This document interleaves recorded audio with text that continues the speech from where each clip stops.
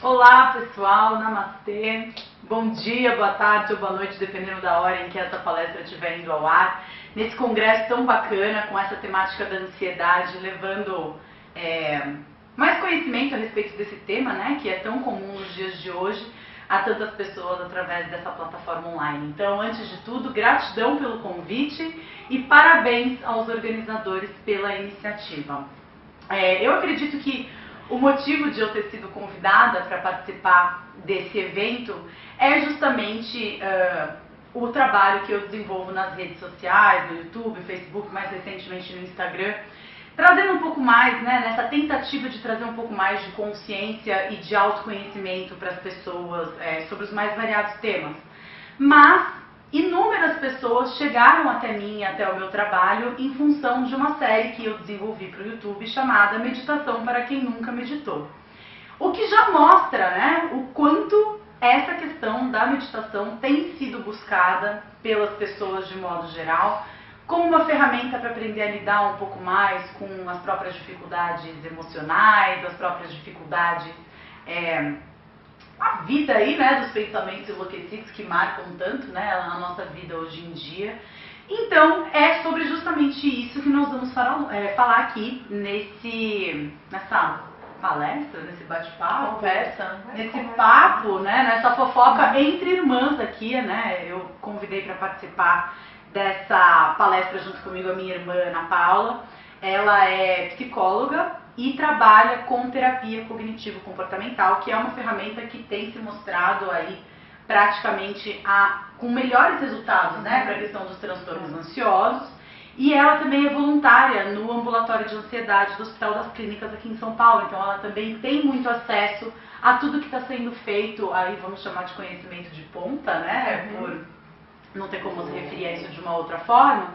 Ela tem acesso a tudo isso e recentemente ela começou o curso dela de formação em Mindfulness, que é uma técnica meditativa, dá pra chamar de técnica meditativa? É um tipo de meditação. A gente vai falar um pouco mais sobre isso mais pra frente, então gratidão por ter aceitado. Gratidão minha. E vamos falar então um pouquinho sobre esse tema que é justamente ansiedade e meditação. E como é que a gente faz para viver no presente, né? Porque eu acho que estar no presente geralmente é a melhor solução para a maioria, maioria dos problemas, né? Então, antes de mais nada, eu acho que é interessante a gente explicar um pouquinho aqui para vocês, quando a gente fala de ansiedade, qual é essa ansiedade que a gente está falando, o que é essa ansiedade.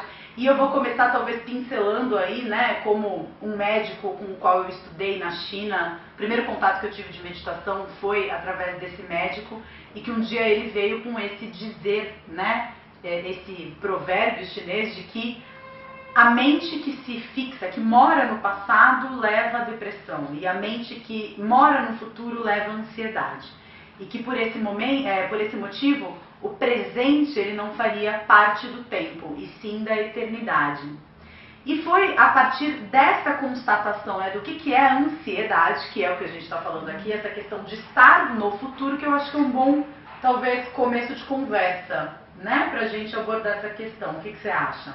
Porque a própria definição de ansiedade vai falar um pouquinho de uma questão de previsão, né? A ansiedade, se a gente fosse fazer uma definição bem compacta dela, seria que a ansiedade é uma resposta normal do organismo, uma resposta adaptativa do organismo frente a uma situação que representa uma ameaça. Né? Então essa representação de ameaça já se trata de uma previsão do que vai acontecer. Né? Eu vou sofrer algum tipo de prejuízo. Então isso já mostra uma mente voltada para o futuro.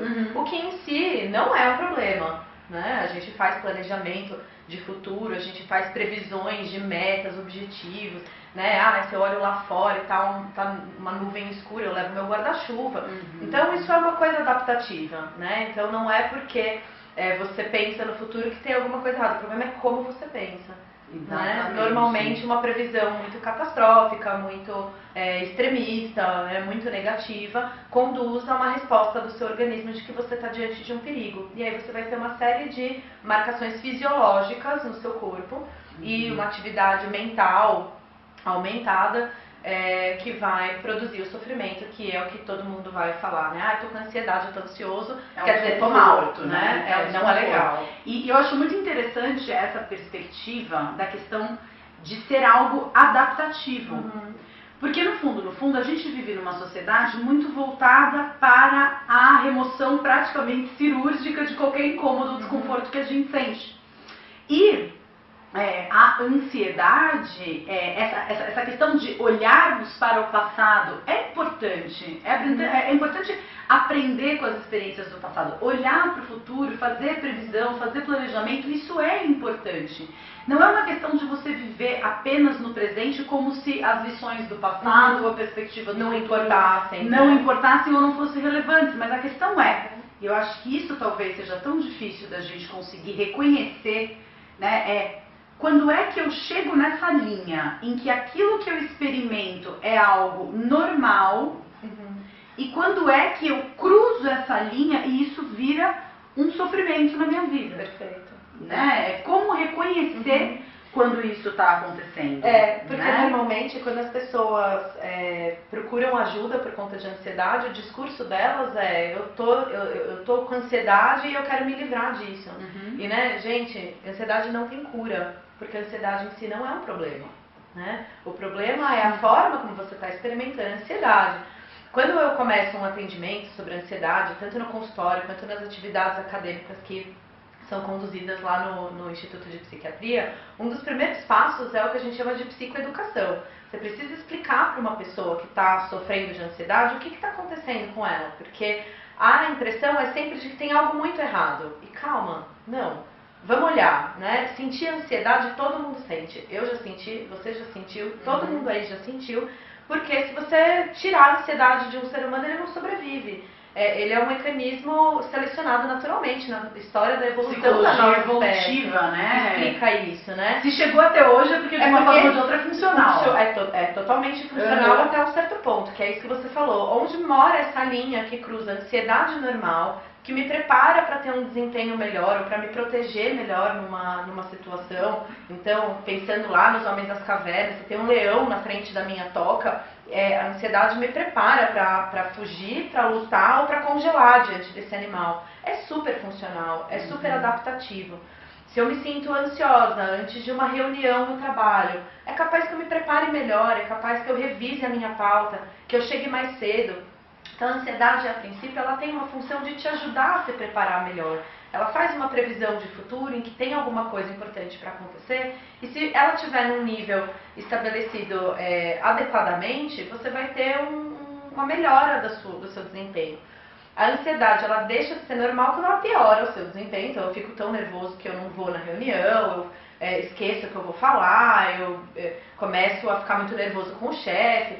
Ou se então você começa a limitar a situação da sua vida, porque a ansiedade é tão frequente, você passa a ser controlado por isso, evitando situações que despertam ansiedade. Isso, e eu acho que aí tem uma coisa muito interessante, que é a questão da ansiedade sempre, ou na grande maioria das vezes, me corrija se você achar que não faz sentido isso que eu estou falando, mas assim, ela sempre se refere a uma percepção de ameaça. Perfeito. Então, assim, você falou da reunião de trabalho, existe aí o leão na toca, né?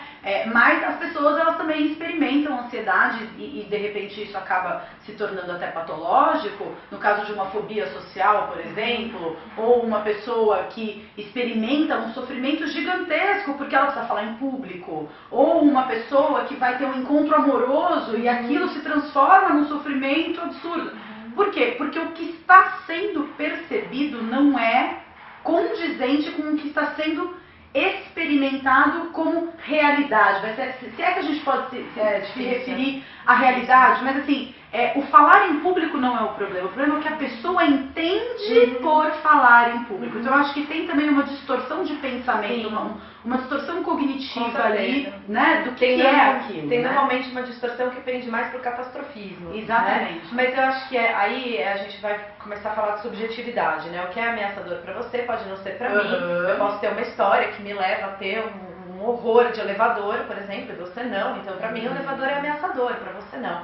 eu acho que aí é discutir meio o sexo dos anjos, né? O que é mais importante, eu acho que é sempre assim, a pergunta básica para o ansioso clássico. Qual é a ameaça? Do que você está com medo? O que é que está te assombrando? Né? E isso não tem certo e errado, nossa, que besteira, né? O que acontece muitas vezes é de uma ansiedade desproporcional, que vai te levar a um sofrimento muito mais intenso, ou você vai começar, é o que a gente chama de restrição comportamental. Você começa a fazer muito menos coisas na sua vida para não experimentar ansiedade, que é a forma evitativa de viver a vida vai ficando pobrezinha, né? Restrita, né? Vai ficando restrita.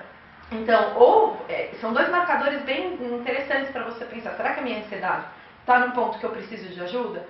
É assim, ela está te prejudicando, então você precisa de ajuda. Né? Qualquer coisa que acontece pode ser só uma coisa humana, mas se está prejudicando, você está deixando de fazer coisas por conta da sua ansiedade, você está tendo prejuízos fisiológicos, porque os marcadores biológicos, fisiológicos, as nossas respostas orgânicas da ansiedade, o corpo não é preparado para ter isso o tempo todo. Né? Coração acelerado, tremedeira, contração muscular, respiração ofegante, náusea, tudo isso são coisas que é para acontecer pontualmente diante de uma situação de perigo real concreta. E até essas coisas, diante de uma situação de perigo real e concreta, são úteis. Sim, porque aí existe uma regulação, né, de sistema nervoso simpático e parasimpático, que também não vamos entrar aqui porque não é o foco, mas que diante de uma sensação, diante de uma percepção de ameaça, de luta ou fuga, você tem a restrição de determinados funcionamentos fisiológicos e a aceleração de outros. Então, se eu vejo um predador, o que é mais importante? Eu ter vontade de fazer xixi ou meu coração bater mais rápido para bombear sangue pelo corpo? Né? Então, você tem a inibição de determinadas funções fisiológicas e a hiperestimulação de outras. O que a gente está falando aqui é de situações em que essas funções fisiológicas elas são hiperestimuladas sem uma justificativa concreta, abstrata, é o sexo dos anjos, mas uma justificativa concreta, né? Perfeito. E uma coisa que eu acho interessante também disso que você está falando é essa percepção do sofrimento, né? Porque a gente também perde muito quando a gente simplesmente quer se livrar da ansiedade ao invés de aprender com ela, né? Essa coisa do eu não quero mais experimentar o desconforto, mas eu não me pergunto o porquê de estar experimentando esse desconforto. E essa é uma crítica enorme, né, de que existe em relação a, por exemplo, medicações e tal, porque seria você abafar um sintoma que na verdade está revelando um processo por trás importante. É, né? O painel do carro, né? É o painel do carro, isso, que se a gente estava falando agora há pouco, né? Que se é um exemplo que eu costumo dar para os pacientes, de que se acende a luzinha do óleo no painel do seu carro, você não vai trocar o fusível da luzinha, você vai olhar o óleo do seu carro. Então a ansiedade é um alerta, tá falando, ó, tem coisa errada aqui, tem alguma coisa acontecendo que você precisa olhar, o seu corpo está interpretando isso como uma situação muito ameaçadora. Vamos ver se é ameaçadora? Vamos ajudar esse corpo a não sofrer tanto, porque pode ser que a situação seja ameaçadora. Né? Pode ser que seja. Pode ser que exista uma ameaça. E como que você vai usar a sua ansiedade para se preparar melhor para a sua ameaça? Não para passar a vida fugindo da ameaça, né? Muito assustado, tentando evitar o tempo todo coisas que podem ser interessantes você vivenciar. Né? A ansiedade não é uma coisa a se fugir dela, né? A se arrancar, amputar um membro, né? Tira isso de mim. Isso é uma coisa que eu friso muito para as pessoas. Use ela a seu favor. Ajude a si mesmo, olhando a sua ansiedade, vendo o que tem por trás dela, né? Você pode administrar isso de uma forma muito mais funcional. Né? E aí a gente está falando também de outras ferramentas que não só a medicação, mas a psicoterapia, a meditação, que é o foco hoje aqui, mas muitas outras coisas, exercícios físicos, estilo de vida, terapias complementares, como por exemplo a acupuntura, que tem um efeito muito interessante. E yoga tem um efeito comprovado para ansiedade. E uma coisa que assim, também não é o foco aqui, mas eu acho importante de colocar assim, no modo como eu compreendo, né, o ser humano dentro da perspectiva da bioenergia, que nós temos 4 corpos ditos inferiores que vivem aqui nessa realidade tridimensional. Né? Tridimensional, 3 dimensões, altura, largura e profundidade, que afere aos corpos volume, espaço, tempo. Então é nesse mundo que a gente vive do 3D, né? E os 4 corpos que seriam mais como camadas da cebola, né, que nos representaria, né, nessa realidade tridimensional, eles variam entre si pelo nível de agregação energética, né? Aula de física do colégio, matéria, energia condensada. Então, agregação maior ou menor densidade. Então, a gente tem o corpo físico, que é o mais denso de todos, o mental, se o corpo físico é o hardware, o mental é o software instalado.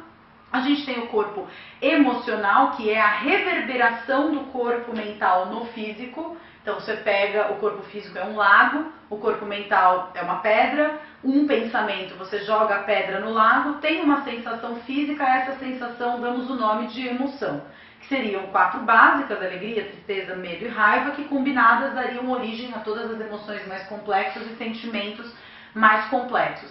E o campo energético, né, o corpo energético, que é, os estudiosos de kirliangrafia falam das fotos Kirlian, que são fotos desse corpo eletromagnético que todos os seres vivos têm, que seria de 2,5 metros de raio, né? Muitas vezes, as emoções que nós temos partem por causa de pensamentos, que o pensamento, e aí quando a gente entra para falar de meditação é muito importante falar sobre isso, o pensamento como o subproduto do funcionamento do corpo mental. É como se assim, a mente pensa, o corpo, coração bate, pulmão se expande, contrai, o estômago digere, a mente pensa.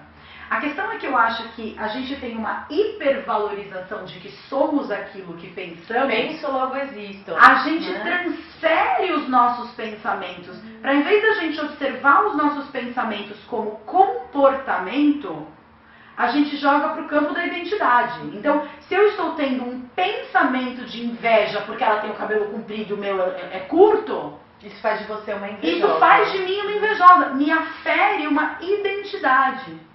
E eu acho que isso é uma distorção também, né?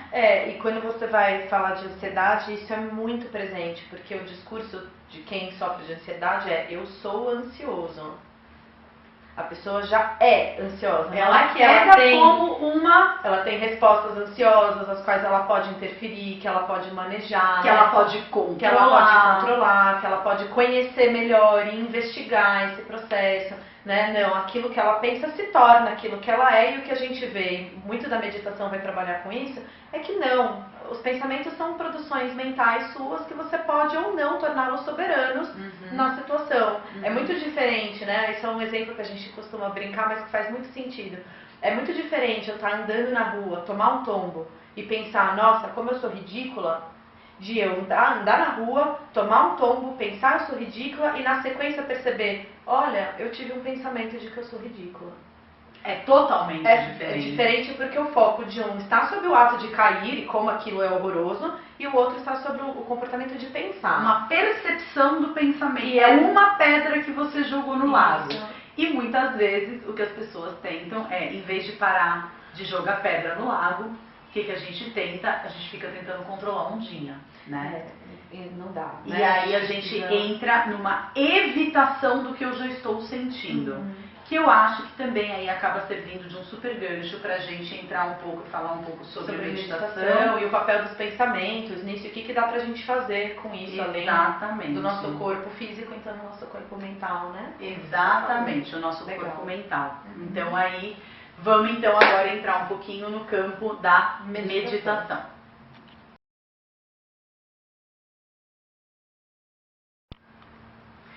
Então, para a gente começar a falar de meditação, eu acho interessante, antes de qualquer coisa, a gente definir um pouco o que é a meditação dentro da perspectiva da qual estamos falando. A gente não está entrando na meditação como uma prática religiosa, a gente não está entrando na meditação como uma ferramenta mística, a gente não está entrando na meditação como uma forma potencial de alcançar a iluminação. Não é nada disso, tá? Meditação, a definição mais fácil de compreender e a que mais serve para aquilo que eu me proponho a fazer é estar presente, né? meditação é estar presente. Quando a gente pensa em meditação, e aí por conta da história, a gente tem uma série de fatos que justificam isso, a gente pensa lá no Buda, na posição de flor de lótus, no alto da montanha, com um grande vazio na mente, sem pensar em nada. Esvaziar a mente. Isso, acredito, evidentemente, muitas pessoas depois de anos de prática alcancem esse estado. Mas o que a gente está falando aqui é da meditação como um processo.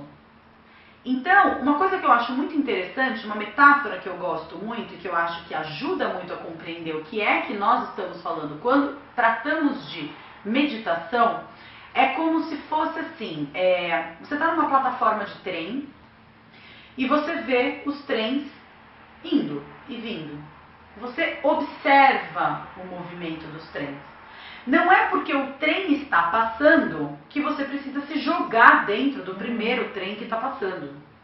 Que é, muitas vezes, o que a gente faz com os nossos pensamentos.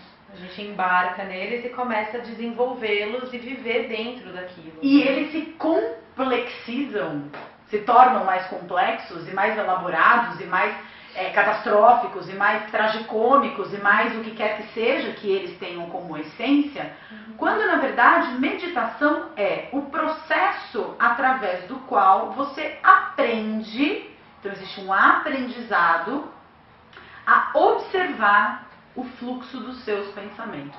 E esses trens, eles vão do passado para o futuro, do futuro para o passado. Uma vez eu estava atendendo um paciente e a gente estava começando uma prática meditativa, e em uma das práticas meditativas ele disse assim para mim: Flávia, como a minha mente é ridícula. Porque eu tô aqui sentado meditando e eu tô lembrando de uma vez em que eu fui morder uma bala dura, caiu uma obturação do meu dente, eu coloquei essa obturação do dente dentro do porta-lápis do meu escritório e eu nunca mais tirei de lá, e durante a meditação a minha cabeça estava pensando: nossa, será que a faxineira jogou fora? Isso anos atrás. Então, isso é entrar dentro do trem, é se permitir ir com o trem de um lado para o outro, e meditar é desenvolver ferramentas para que isso não aconteça. É desenvolver ferramentas através das quais eu consigo observar o funcionamento do meu corpo mental, para que, e aí eu acho que é interessante, no dia a dia a gente consiga ter esse tipo de percepção que você disse, de você tropeçar e cair no meio da rua, de você se desidentificar da mente e perceber que estou tendo um pensamento de como sou ridícula, sem me misturar emocionalmente com esse pensamento. É como se você fosse, né? Se você vai correr uma maratona, antes você precisa começar caminhando. Então, o treino de meditação, ele favorece você ter uma prontidão para no seu dia a dia você conseguir perceber: puxa, isso que eu estou pensando não é só o que eu estou pensando. Tem algum ponto de realidade nele? Podemos até parar e pensar, né? Será que isso que eu estou pensando é verdade, não é? Mas é que normalmente a gente tem uma cultura muito mentalista de considerar os pensamentos muito soberanos. Então, se eu estou pensando nisso, eu paro tudo e estou me dedicando ali como se intelectualmente eu conseguisse chegar na resolução de todos os problemas. Que também é uma coisa que eu vivo martelando. Tem situações que você resolve intelectualmente, se você pensar, planejar. É o pensamento funcional que vai até a página 2, 1,5, né? Porque depois disso começa a se tornar ruminação, fantasia, medo, aquela coisa, né, de você não mata a fome lendo o cardápio. Tem coisas que você não vai resolver no plano intelectual, você vai resolver no plano da experiência. Então, quando a gente começa, mas será que vai ser X, Y, Z? Muitas vezes a gente vai ter que pagar para ver, mas o pensamento pode ser tão poderoso que a gente restringe o nosso comportamento, porque nós já começamos a responder com ansiedade a um pensamento, uma criação nossa. Nada está acontecendo na realidade, mil aspas aqui, tá? Porque não é que não seja realidade, mas no mundo físico nada está acontecendo. Mas de eu pensar que pode vir a acontecer, o meu corpo já pode reagir a isso como se fosse um estímulo verdadeiro. Até porque existem uma série de pesquisas, né, que fizeram com pessoas submetidas à ressonância magnética funcional, e essas pessoas, elas enxergavam uma fruta, né, e eles davam um estímulo à imagem da fruta, e na ressonância magnética funcional eles viam qual era a área do cérebro que estava sendo ativada. E no momento seguinte eles pediam que as pessoas, que os sujeitos de pesquisa, fechassem os olhos e imaginassem aquela imagem. As áreas são as mesmas. E as áreas cerebrais eram exatamente as mesmas. Então, por isso que quando a gente fala 1000 aspas aí na realidade, porque na verdade a realidade, ainda mais com aí se a gente for pensar na questão da física quântica, do entrelaçamento quântico, a realidade, ela existe apenas em função da observação do observador. O que é real para mim não é para uma outra pessoa. Que é a questão da subjetividade, né? Que eu falei que às vezes nem vale tanto a pena você entrar no, mas é um medo que tem sentido, faz sentido, não faz importa, sentido. Ninguém vai importa. dizer que o que uma outra pessoa está sentindo não é importante o suficiente para ser levado em consideração. O que a gente está querendo dizer aqui é, nem sempre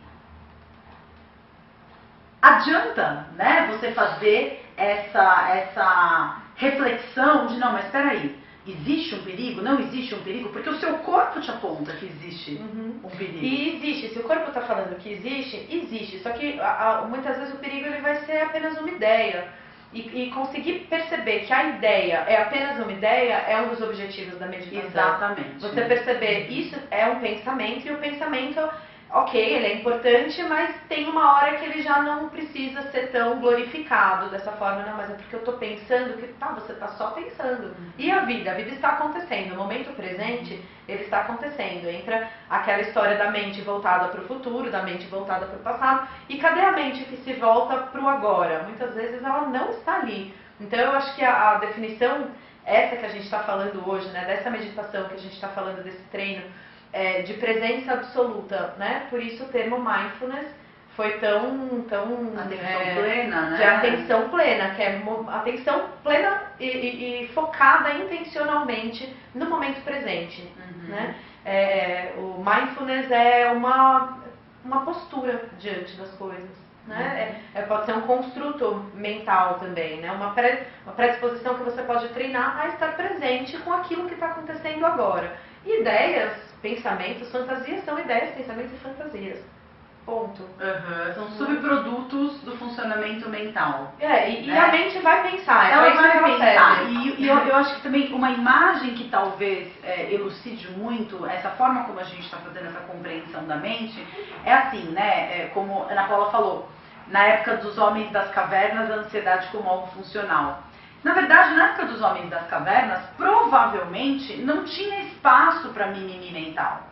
Estou falando aqui mimimi mental sendo absolutamente taxativa com a qualidade dos nossos pensamentos, porque é um bando de mimimizento. A gente fica aqui tentando fazer do cérebro uma bola de cristal. Porque na época dos homens das cavernas, a gente vivia numa realidade em que o perigo ele era real.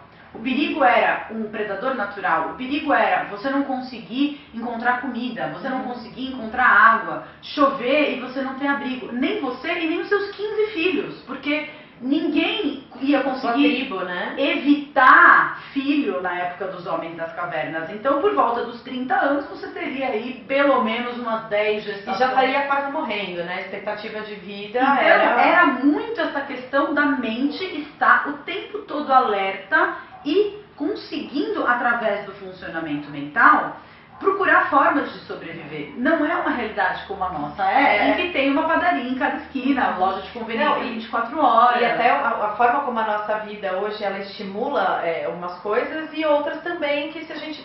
Eu sempre penso nisso, eu não consigo imaginar os homens das cavernas num momento assim, no meio da caverna, em volta da fogueira, se abraçando, tocando violão. Violão, talvez não violão, mas assim, tambor, tem talvez, um momento, né, de descontração. Não, porque era extremamente aversivo. Porque a vida era aquilo ali, né? Então, se por um lado a gente ganha, por outro lado a gente perde e tá tudo certo, né? A ideia é vamos usar o conhecimento que a gente tem para conseguir usar essa elaboração, porque não somos somente de modo construtivo, porque eu acho que assim, fazendo uma leitura dessa linha cronológica dos homens das cavernas até hoje, estamos em evolução. Em alguns momentos essa evolução parece uma involução, mas a evolução ela é inegável, né? A realidade que a gente construiu, tecnológica, científica, a gente vive sobre muito mais, acho que a sobrevida ser maior, eu acho que é incrível a quantidade de maravilhas que o homem é capaz de criar. Só que no meio do caminho a gente se perdeu e passou a se identificar demais com os pensamentos. Então o nosso trabalho a mente é uma ferramenta extremamente importante, com um potencial criativo inenarrável, mas precisamos ser o condutor e a mente precisa ser conduzida. Então, meditação é aprender a colocar a mente para fazer aquilo que é importante que ela faça e quando ela estiver hiperativa demais, pegar essa mente hiperativa como se fosse uma criancinha que você coloca no colo e fala assim, escuta aqui, vamos ter uma conversinha? Não é bem assim que a coisa funciona. Para isso, uma série de ferramentas vão ser importantes e vão ser úteis, desde uma prática de você... o próprio yoga pode ser considerado um tipo de meditação, porque o tempo todo você está no presente, dentro do seu corpo, observando a si mesmo, observando qual quem é você dentro daquele asana ou daquela postura. Você pode fazer uma meditação caminhando, você pode fazer uma meditação cozinhando, mas eu queria que você falasse um pouquinho especificamente do mindfulness. Tá. Então, o que é mindfulness? O mindfulness é uma prática de meditação, mas só talvez falar o que não é mindfulness, né? Mindfulness não é necessariamente uma prática religiosa, é uma prática laica, que todo mundo pode fazer, não é esvaziar a mente, não é atingir a iluminação. O mindfulness é uma atribuição nossa, uma postura que a gente pode ter de se conectar com o momento presente, né? A tradução mais usada hoje em dia para mindfulness é plena atenção. Né? Então é uma postura de abertura para o momento presente, para a experiência presente, de maneira não crítica, não julgamentosa, não apegada e na verdade sem um propósito muito específico. Você não vai fazer mindfulness objetivando chegar em algum lugar ou atingir um determinado estado emocional, e sim apenas focar a sua atenção intencionalmente sobre alguma coisa que a gente chama de âncora, que é para o qual a gente vai retornar cada vez que a nossa mente, macaquinho, começar a pular e produzir pensamentos, né? Como, por exemplo, contar as respirações. Você pode fazer um foco na sua respiração, você pode ter o foco nas suas sensações corporais, você pode ter o foco nos estímulos auditivos, então nos barulhos que você escuta, e você vai permanecer dentro dessa postura, nessa proposta de direcionar a sua atenção para aquilo que você escolher e observar o seu fluxo de pensamentos. Então, a partir do momento que você escolheu, por exemplo, a respiração, e você está ali prestando atenção na sua respiração, inevitavelmente a sua mente vai produzir alguma coisa, né? Pode ser, estou com dor no joelho, o trabalho de amanhã. A ideia do mindfulness é o quê? Volta, respiração, contagem, ou barulhos. Então, a ideia é de você permanecer presente dentro da proposta que você se fez ali, da respiração ou do corpo, e retornar quantas vezes forem necessárias. Na formação que eu estou fazendo, que é pelo Instituto de Medicina Preventiva da Unifesp, recomendo a todos, o Instituto Mente Aberta se chama, eles ofereceram uma imagem que eu acho muito apropriada para a prática do mindfulness, que é como se fosse um gráfico com muitos picos. Cada vez que você está aqui com a sua atenção direcionada, você vai sair. O pensamento vai pipocar, a sua atenção vai se voltar para uma outra coisa. E o momento mindfulness é você voltar para a base, né? Não é isso aqui, é isso. O que não deveria acontecer? Isso. Viajar nas ideias. De acordo com a metáfora anterior, passou um trem, você não sabe para onde ele está indo e você vai e se esquece. Sabe isso que você está falando? É muito interessante, porque eu, particularmente falando, eu sou adepta de uma prática meditativa que é essa de contar as respirações. Então, inclusive já fica até como dica, né, de uma prática simples e que qualquer pessoa pode fazer a qualquer momento, não tem aí, porque a gente também vai falar um pouco dessa questão de, em alguns momentos, práticas que são mais adequadas ou menos adequadas para momentos de picos de estresse, momentos em que as sensações físicas, principalmente, podem atrapalhar o processo. E é muito interessante porque eu experimento isso na minha prática. Como que é essa técnica, né? Você vai colocar um tempo X, eu recomendo sempre começar por volta de 5 minutos, e conforme você vai ganhando fluência e facilidade, você vai aumentando esse tempo. Como que é? Você senta, pode ser em qualquer lugar, pode ser sentada no chão, pode ser na posição da flor de lótus, pode ser sentada numa cadeira de espaldar reto. Só não recomendo que seja deitado, porque aí favorece o sono, né? É muito grande. E aí você começa a fazer essa meditação, você vai simplesmente contar suas respirações. Então você inspira, expira, fez um ciclo respiratório, você conta. 1, 2, 3. E assim você vai até o 10. Quando você chega no 10, você começa do 1 de novo, em direção ao 10. E como eu pratico essa meditação, quando eu vou instruir as outras pessoas a fazerem isso, eu já falo logo de cara, esquece, você não vai conseguir chegar no 10. Porque você vai perder a conta no 5, aí de repente você vai perceber que você está no 12. E isso não necessariamente é encarado, aliás, não é encarado como um fracasso, porque o objetivo não é você conseguir chegar no 10. Fazer bonitinho. O objetivo é você voltar a sua atenção para uma outra coisa que não seja o fluxo da sua mente. Né? E isso eu acho super importante, porque normalmente qual que é a experiência mais comum, né? Você resolve, por exemplo, então contar a sua respiração e aí você foca, o meu objetivo é chegar no 10.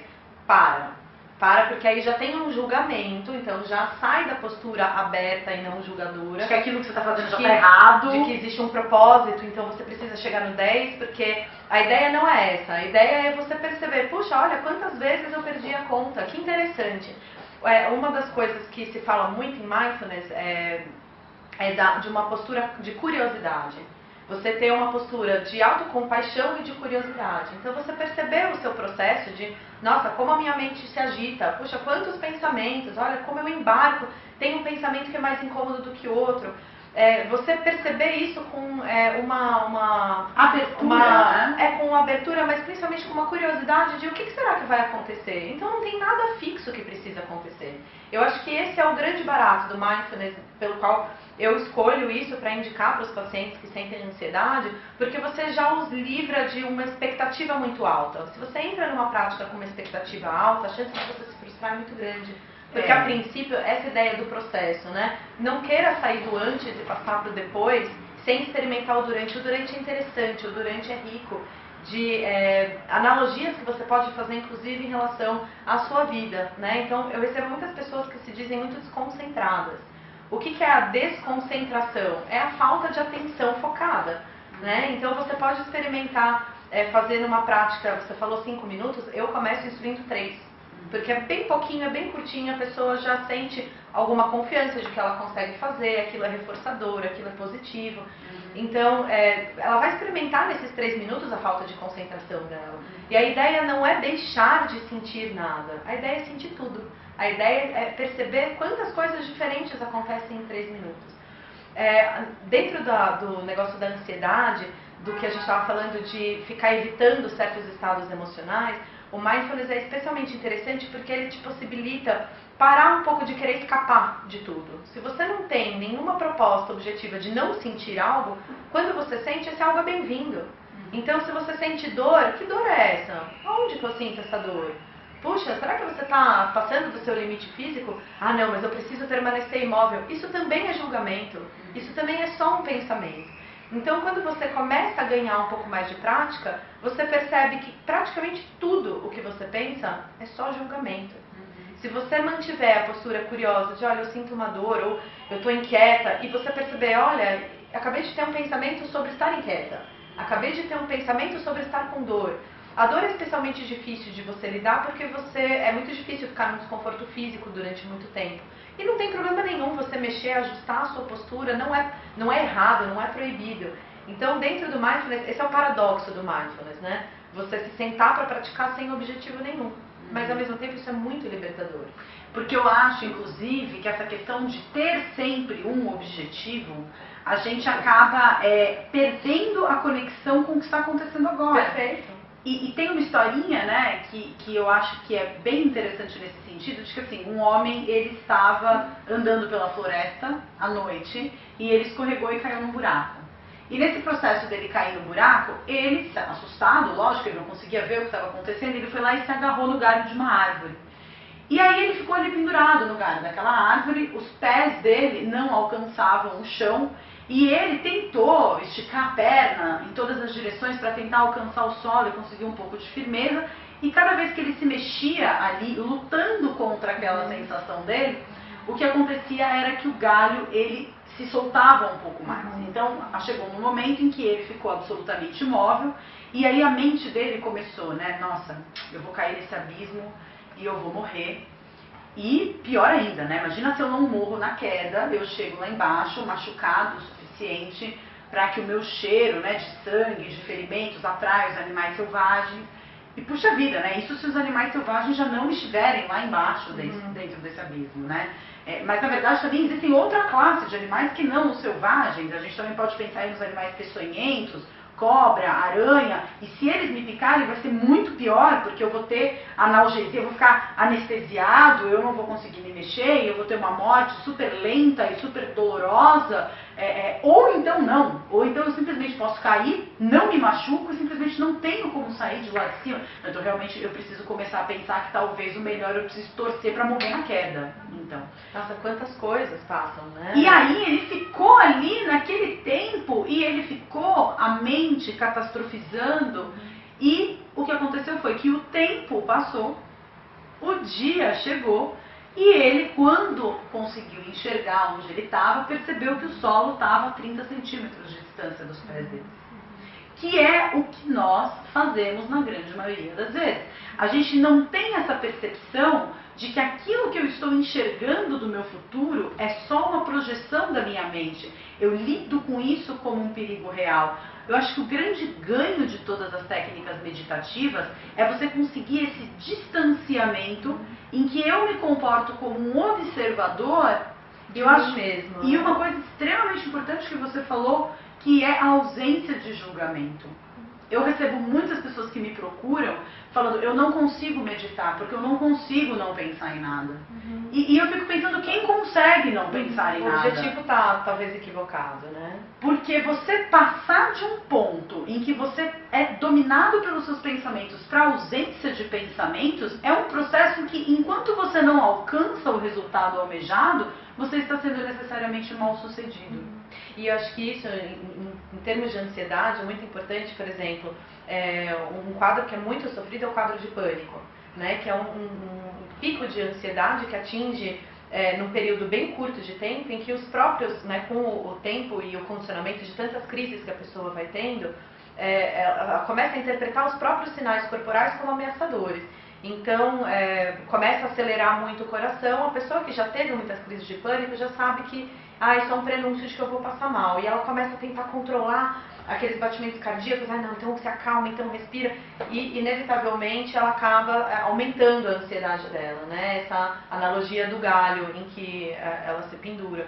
Qual que seria a recomendação mais adequada dentro de uma perspectiva mindfulness? Qual que seria uma postura mindfulness nessa hora? Né? Eu estou sentindo o meu coração bater, e isso é porque eu tenho um coração. Né? Não necessariamente vai acontecer isso, vai acontecer aquilo. Se o pensamento surge, a postura mindfulness seria perceber, olha, eu estou tendo um pensamento de que eu vou ter um infarto. E isso não necessariamente é verdade. Mas você também colocar um propósito de eu não posso ter um pensamento, é outro pensamento. Então, é só mais uma exigência. É mais um julgamento, é mais uma... E é mais uma forma de se ausentar do momento presente. É mais estou pensando e não deveria estar pensando. Estou sentindo e não deveria estar sentindo. E isso é mais um trem no qual você embarcou. O trem do não pensar, o trem do não sentir, o trem do eu deveria estar experimentando uma coisa, estou experimentando outra. Continua sendo uma rejeição do estado emocional, que sim, é aversivo, sim, é desconfortável. Quem já teve uma crise de pânico sabe que é uma experiência aterrorizadora. Mas a gente sabe hoje que um dos principais elementos que favorecem ter outra crise de pânico é você ficar interpretando esses sinais como os prenúncios da ameaça. Então, você conseguir com a prática perceber que essa interpretação é só mais um pensamento é um ganho maravilhoso. A pessoa pode começar a perceber, olha, eu estou sentindo o meu batimento cardíaco como ameaçador, e eu não vou fazer nada a respeito disso. Quando normalmente você fala para uma pessoa, é muito interessante isso, focar na respiração, a primeira tendência que ela tem é de tentar fazer a respiração ser de um jeito ou de outro. Ela tenta controlar a respiração. A instrução mindfulness seria qual? Não tente controlar a sua respiração, não há nada de errado com ela. só observa e naturalmente ela vai assumir uma cadência mais relaxada pelo simples fato de você estar tentando parar de controlar aquilo. Então é um grande paradoxo, né? A partir do momento que você para de tentar alguma coisa, você alcança as coisas que você gostaria, né? De uma maneira muito mais fluida, muito mais natural. Né? Mas isso não é do dia para a noite, não é na primeira sentada que você vai fazer que você vai conseguir perceber isso. A ideia é apenas retorne quantas vezes forem necessárias. Não tem número de vezes, então, mas hoje a minha prática foi ruim. Não, a sua prática foi o que foi. Mas ontem eu consegui pensar menos e hoje eu estou pensando tanto. Tudo bem também. Isso é estar presente. Se você conseguiu perceber que isso aconteceu, você estava lá. E aí acho que entra também uma coisa legal, porque se o mindfulness é uma postura diante da experiência presente, você não precisa necessariamente estar sentado meditando para estar mindfulness. Exatamente. Você pode cozinhar mindfulness, inclusive prestando atenção no que você está fazendo. Você pode praticar um esporte mindfulness, você pode tomar banho mindfulness. Tudo que você fizer com uma atenção intencionalmente dirigida e sem julgamento, você vai estar sendo mindfulness. E eu acho que esse talvez seja um gancho muito interessante para a gente começar a finalizar um pouco esse nosso bate-papo, porque existem oportunidades muito comuns na vida cotidiana para a gente começar a desempenhar essa postura, né? Então você falou, por exemplo, do banho, né? Você pode tomar banho numa postura mindfulness. E isso é uma coisa muito interessante de você fazer. Eu sugiro que isso aqui que a gente esteja conversando seja praticado por vocês como uma forma de experimentação do que é isso e do que acontece com cada um de vocês quando vocês experimentam. Você vai tomar banho e aí você vai procurar voltar a sua atenção de modo absolutamente pleno e presente para aquilo que você está fazendo. Então, primeiro você entra dentro do chuveiro, você sente os seus pés pisando no chão, você sente a água batendo na sua pele, você leva a sua percepção, a sua atenção consciente para essa água que vai percorrendo as diferentes partes do seu corpo. E na hora em que você for se ensaboar, você leva a sua atenção para a percepção do toque do sabonete com a sua pele. E assim, gradativamente, na hora que você for lavar o seu cabelo, na hora que você for lavar o seu rosto, e na hora que você for se secar com a toalha. Então é fazer de pequenas situações cotidianas da nossa vida oportunidades de estarmos presentes, né? Cortando um tomate. Sim. Você pode pegar esse tomate, você pode segurar o tomate e sentir a consistência, sentir o aroma e finalmente pegar a faca, como que é o toque dessa lâmina em cima do tomate. Essa postura de curiosidade, ela leva você a, se você for levar isso ao pé da letra, é como se você estivesse fazendo tudo pela primeira vez. Exatamente. É o que se chama a mente de principiante, é a mente que não julga, é a mente que está presente ali, percebendo, puxa, que interessante esse tomate. Parece um pouco leviano falar disso quando as pessoas chegam com relatos tão sofridos de ansiedade, né? Mas se você conseguir ganhar consciência de que quanto mais você fugir da situação, quanto mais você tentar controlar os seus sintomas, quanto mais você tentar se livrar da experiência aversiva, maior ela vai se tornar, porque isso é um fato, porque você está direcionando a sua atenção sobre uma coisa sem a postura de abertura, você está tentando controlar, é o galho que vai pesando cada vez mais e vai piorando, né? Na verdade você amplia a sua experiência aversiva. Mas se você não tiver essa postura de, nossa, que coisa horrorosa, eu quero parar de sentir isso, você vai sentir aquilo e você vai ver que daqui a um tempo essa emoção muda, ela é volúvel, você não sente o tempo todo a mesma coisa, você sente inúmeras coisas. As ondas, né, quando você joga a pedra no lago, as ondas elas se propagam e quanto mais elas se afastam do ponto inicial, mais elas diminuem até se tornar uma superfície plana. Você pode ter picos agudos de uma emoção muito desconfortável e claro, eu não estou aqui para falar que isso não é desconfortável, isso é desconfortável, mas se você esperar um pouquinho, se você não tentar se livrar disso, se você apenas observar, você vai ver que isso não é a única coisa que você sente, tem muitos outros estímulos. E acho que é por isso que tantas pessoas falam que certas atividades simples são terapêuticas. Tem muita gente que fala, nossa, como cozinhar jardinagem, né? Jardinagem, como arrumar minha casa terapêutico. Por quê? Porque você está ali focando a sua atenção nas coisas simples que é onde mora a vida, né? Tem a frase clássica, né, desses movimentos de terapia comportamental de terceira onda, é assim, saia da sua mente e entre na sua vida.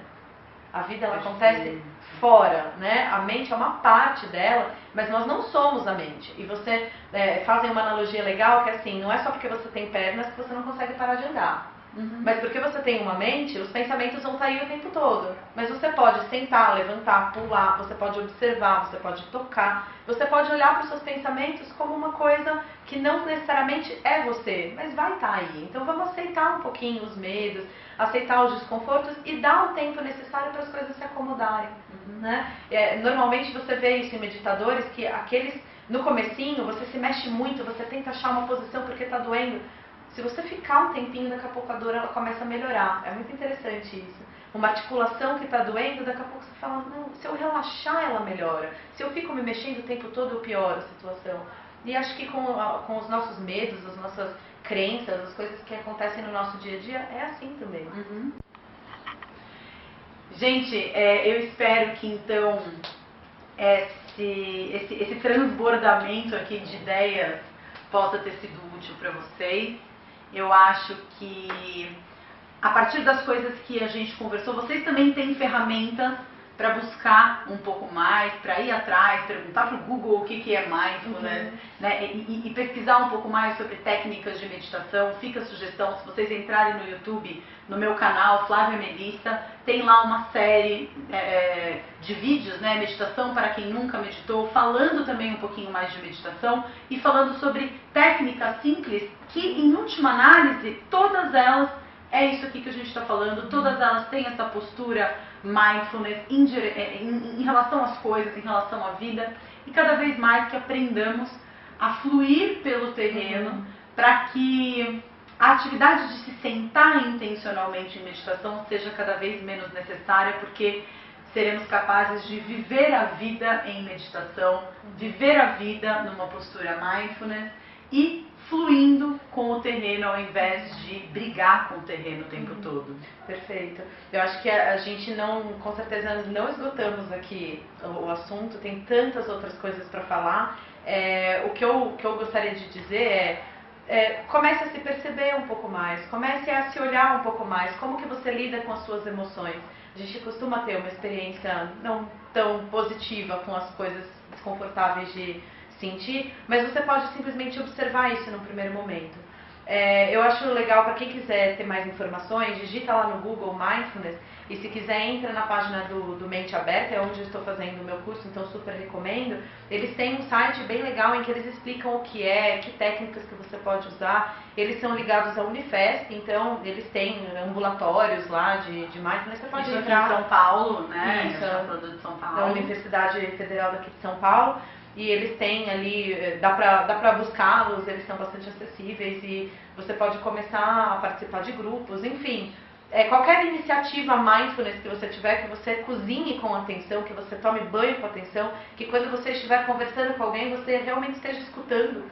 Isso já vai ser uma postura mindfulness e acho que a ansiedade ela tem a ver com isso, você vai conseguir perceber alguns recursos a mais que você tem.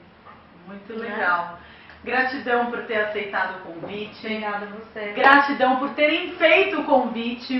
Parabéns pela iniciativa mais uma vez desse congresso. E eu desejo do fundo do meu coração, e tenho certeza que é o desejo da Ana Paula também, que todos consigamos viver a vida com um pouco mais de presença. Perfeito. Saia da mente e entre na vida. É isso aí. É isso aí. Um grande Obrigada. beijo. Namastê para todos. E espero vê-los em breve. Tchau.